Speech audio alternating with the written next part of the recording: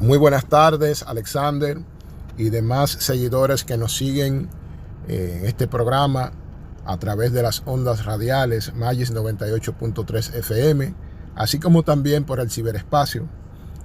El programa que traemos el día de hoy aborda el tema de la imprudencia, la conducción y la imposición de la medida de coerción, prisión preventiva, de la cual resultó afectado un ciudadano en días pasados en la zona de Cambita, San Cristóbal. En ese tenor es interesante que abordemos una parte de contextualización de cómo son las cosas. Tenemos que hace años se introdujeron al país las motocicletas como medio de transporte económico.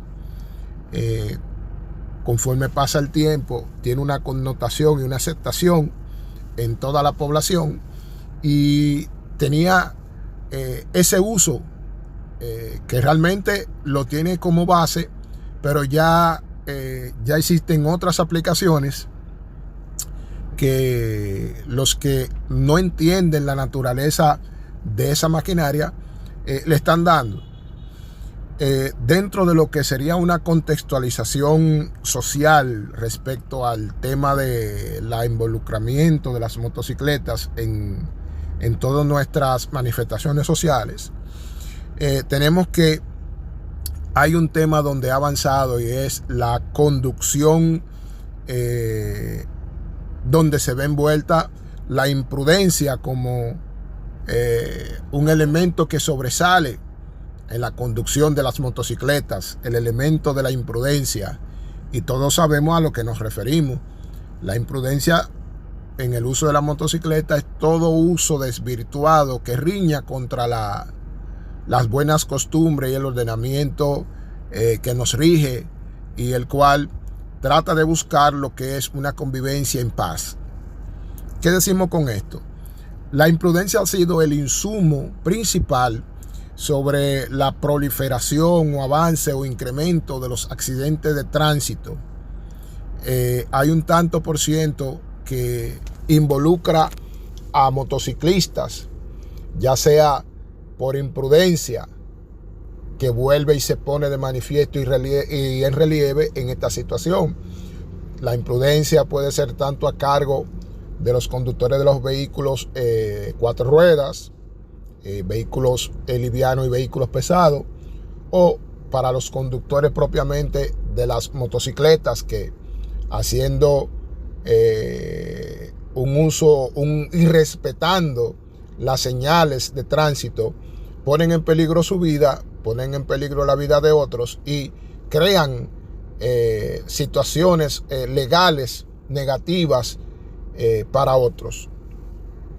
En ese tenor, nuestro país funciona, tiene en funcionamiento lo que es la ley 6317 o ley de Intran, que viene precisamente a regularizar el tránsito y establecer normas y reglas de conducción, a establecer las formalidades para que la ciudadanía pueda transitar de una manera segura, con cierto grado de seguridad vial, porque hay otro aporte que lo hacemos nosotros mismos como ciudadanos cuando respetamos la ley, cuando cumplimos la ley, cuando nos comportamos como tenemos que comportarnos.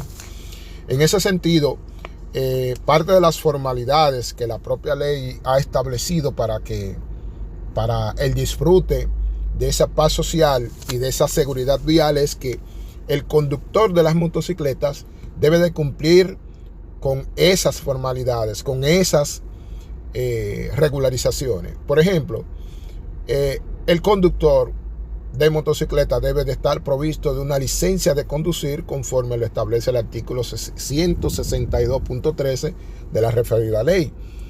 Este documento no es más que la comprobación que hace el Estado determinando de que ese ciudadano posee las competencias o las aptitudes para conducir en la vía pública una motocicleta. De ahí se derivan una serie de situaciones que nos llevan a los demás que estamos alrededor de ese motociclista a pensar de que él cumple con las reglas que ha establecido la ley para una seguridad vial. También otras de las formalidades se encuentra que el vehículo o la motocicleta debe de estar provista de una póliza de seguro, conforme lo fundamentan los artículos 216 y siguientes.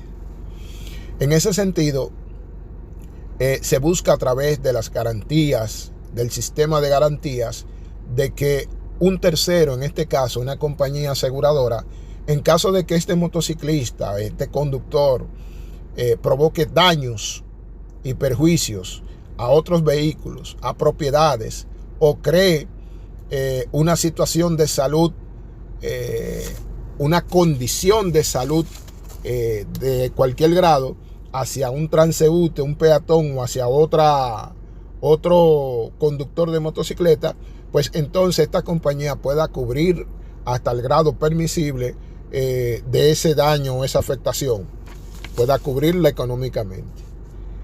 Otra de las formalidades es el certificado de propiedad de vehículos o matrículas que la ley 6317 invoca en sus artículos 159 y 160, buscando organizar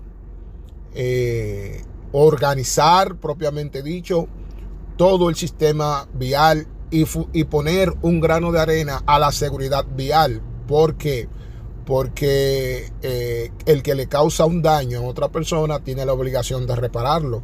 Y si ese daño debe de tener nombres, quién lo causa, quién lo sufre, un infractor, una víctima. Pero hay una situación aquí que hay que aclarar jurídicamente. Muchas veces quien conduce el vehículo, en este caso la motocicleta, no es la persona que figura en la matrícula. En ese sentido, esa persona que figura en la matrícula tendría grado de responsabilidad para resarcir los daños y perjuicios que ha causado el conductor de la motocicleta. En ese sentido, la ley establece que ese vehículo debe de tener un certificado de propiedad para que se encuentre legítimamente registrados en la base de datos nacionales, y para que para los fines legales correspondientes, los tribunales en temas de accidentes de tránsito, se puedan establecer responsabilidades civiles. También otra de las formalidades para el conductor de las motocicletas, que se extienda al conductor de la motocicleta, es el uso de la placa, de la chapa de placa, que es una combinación conjuntamente con el tema de la matrícula o certificado de propiedad, que busca ahí complementar lo que es el registro formal de ese vehículo en las bases de datos. Y ya sea la placa sirve como un instrumento para identificar o para rápida identificación de quién es el propietario de esa motocicleta o de ese vehículo, porque está íntimamente vinculado al nombre y al propio vehículo en sí.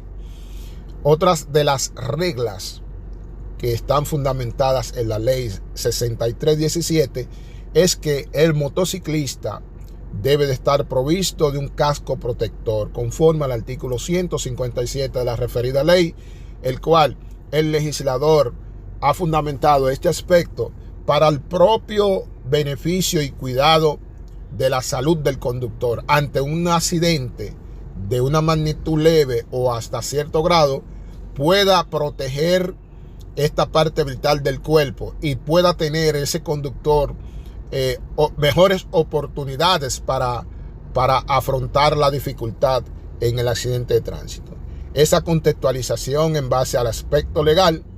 También tenemos otro aspecto de esa contextualización legal, y es las reglas de conducción. Dentro de la propia ley 6317 existen una serie de parámetros establecidos para los conductores como reglas para salvaguardar la seguridad vial y fundamentar lo que es la paz social y la tranquilidad. Estas reglas de conducción son varias, las hemos dimensionado al asunto base de nuestra intervención de hoy, y son el límite de velocidad en zonas rurales y escolares, que la ley establece de 30 a 60 kilómetros por hora. Tenemos también como regla de conducción, que lo hemos referido, el uso del casco protector. También se agregan a esta lista de reglas la prohibición de hacer carreras. Prohibición de hacer carreras en ningún aspecto. Otro elemento se encuentra la prohibición de andar desprovisto de las documentaciones que he referido anteriormente, llámese licencia de conducir, póliza de seguro, certificado de matrícula. Todo esto para hacer en su conjunto un llamado a la prudencia y a la obligación de conducir de una manera segura, protegiéndose el conductor y protegiendo al resto de los conciudadanos. Muy puntualmente, ya habiendo contextualizado a todos en relación a estos aspectos,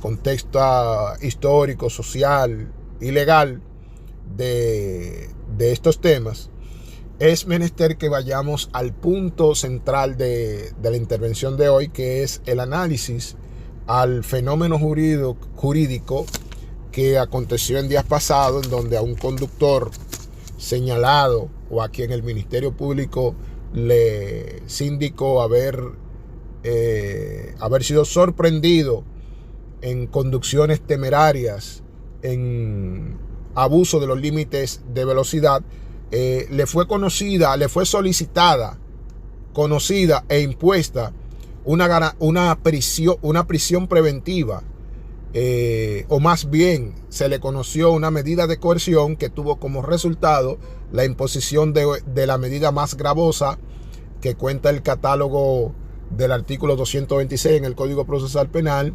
Me refiero a la prisión preventiva 226 numeral 7, ampliada más adelante en el artículo 234, que establece los fundamentos claros para la imposición de la prisión preventiva, al tiempo también de observar el artículo 229, que ha de fundamentar lo que es el peligro de fuga, insumo principal para la prisión preventiva. En ese sentido, pasaremos a analizar la medida de coerción impuesta con relación a la rigurosidad de la norma procesal. Muchos de ustedes se podrán sorprender y decir, bueno, pero por andar calibrando un motor le impusieron una prisión preventiva 15 días. Eso es excesivo, dicen algunos. Otros lo justificamos. Otros nos sorprendimos y no salimos del asombro de que por andar calibrando un motor ya imponen prisión preventiva en Najayo para el caso en cuestión. Bien, en relación a la solicitud de medida de coerción, está establecida en la norma procesal de que el que solicita la imposición de medida de coerción es el Ministerio Público, la parte acusadora, cuando se tratan de hechos de orden público, y cuando se tratan de hechos de orden público a instancia privada, la solicita el Ministerio Público a requerimiento también de la parte afectada, en este caso querellante y actor civil, pero no es la parte que nos corresponden ahora. En este sentido, al tratarse esas infracciones de hechos de orden público, interviene en lo que es la acción pública que la dirige el Ministerio Público.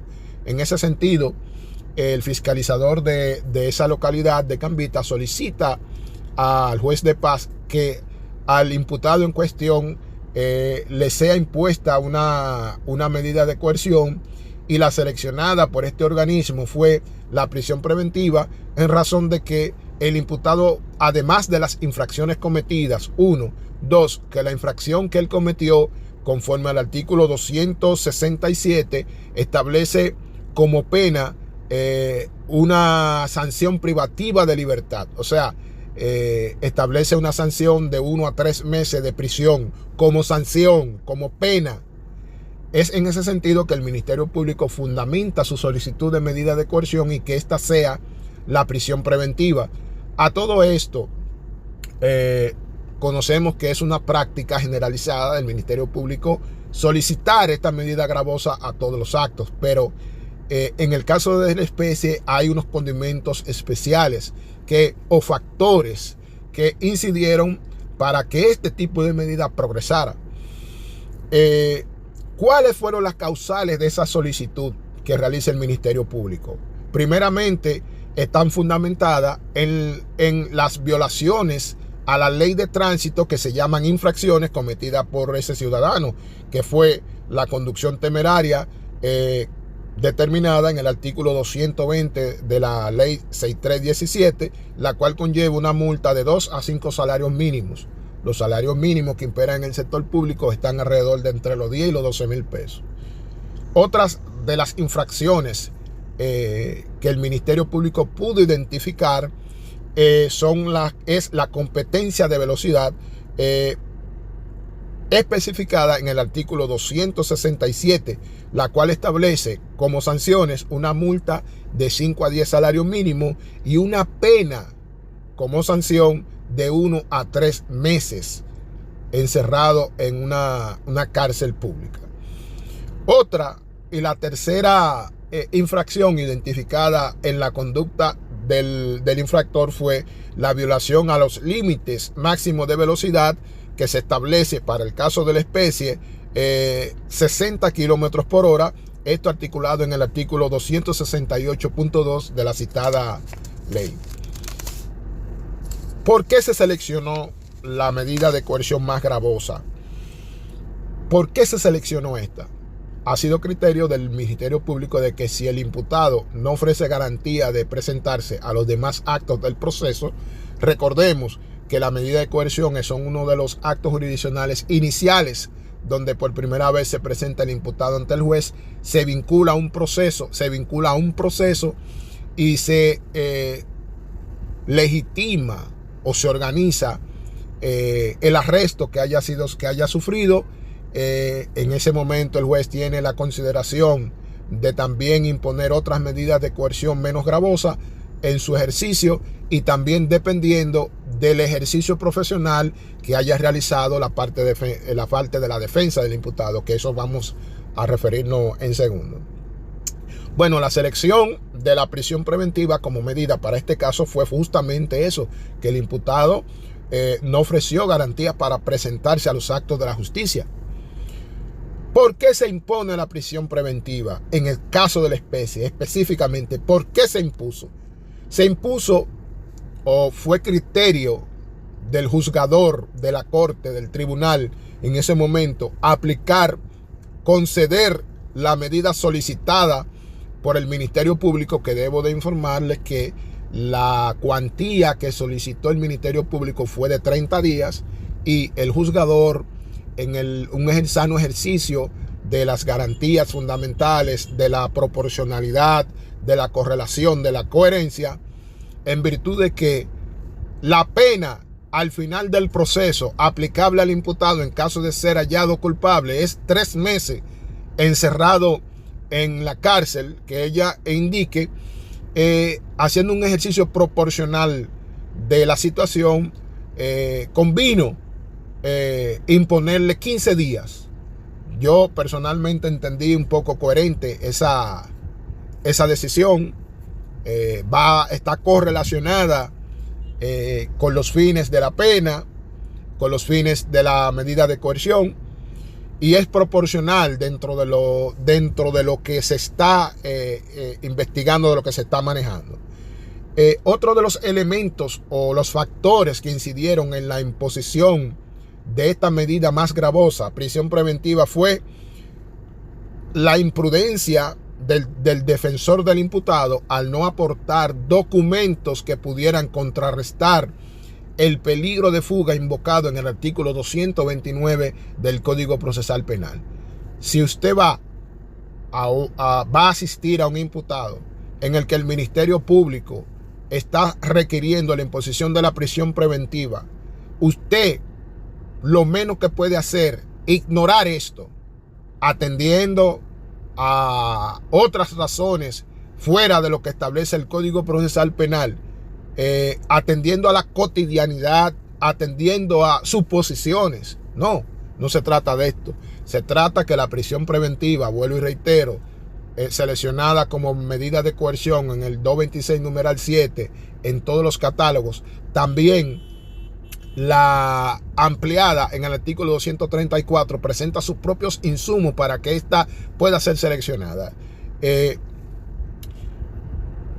Y uno de ellos es elementos de prueba aportados para la infracción, el peligro de fuga razonable y que la infracción que haya cometido el imputado, el ciudadano imputado, conlleve una pena privativa de libertad. Y ahí combina la razón del por qué procede la imposición de la prisión preventiva. ¿Por qué? Porque en el artículo 267 establece una pena privativa de libertad de 1 mes a 3 meses. Es en este sentido de que la imposición de la prisión preventiva como medida de coerción haya uno de los primeros fundamentos sólidos para proceder. El siguiente elemento sólido mediante el cual se le impone esta es la indiferencia del ciudadano en no cumplir con las leyes, no cumplir con el ordenamiento jurídico. Y tercero, reitero, un estado, como lo conocemos los abogados, un estado de indefensión, una mala defensa técnica realizada donde el defensor ignoró las reglas que establece el Código Procesal Penal para realizar una legítima, adecuada y correcta defensa de un imputado frente a una solicitud de medida de coerción. Es en este sentido de que es importante señalar al resto de la ciudadanía, señalar específicamente al sector joven de que hace un tiempo atrás, unos meses atrás, escuchábamos a las autoridades persecutoras de los crímenes establecer una fundamentación en el que se va a tener más contundencia con los conductores imprudentes. Ya están viendo hacia dónde va caminando la cosa. El hecho de usted andar conduciendo un motor ya no es inofensivo, y no lo digo yo, lo hablan los resultados en los accidentes mortales y no mortales, a causa de una conducción temeraria, a causa de una conducción imprudente. ¿Cuál es esa conducción temeraria? Andar calibrando motores, echar carrera, hacer cerito, haciendo rebases ilegales, violar el semáforo, violar el ordenamiento. Entonces, de manera conclusiva, les aporto de que hay que ir organizándonos. Me refiero al sector que utiliza la motocicleta como medio de transporte. No todos son imprudentes, jamás. No, hay muchas personas que andan muy correcto, que actúan muy correcto, tienen un momento de desespero de alguna necesidad, que tienen que llegar rápido o lo que sea, que se entienda, hay un estado de necesidad, pero no siempre es su conducta. Pero en cambio, más del 85% de los motoristas no cumplen con esto que acabo de agregar. Es en este sentido de que los oriento a que traten de abrazarse a las reglas de la conducción, traten de conocer un poco más la ley 6317, llámense ustedes mismos a consejo, que además cuando surgen los accidentes de tránsito, usted a bordo de motocicleta, el primero en sufrir daño y perjuicio es el cuerpo suyo, es usted mismo. ¿Por qué? Por andar o conducir de una manera imprudente, y no tenemos a veces la sobriedad de reconocer que andamos mal, nos metimos mal, doblamos mal, y por eso surge el accidente. Entonces, nos veremos la próxima semana, donde estaremos abordando otros temas. Quedo de ustedes.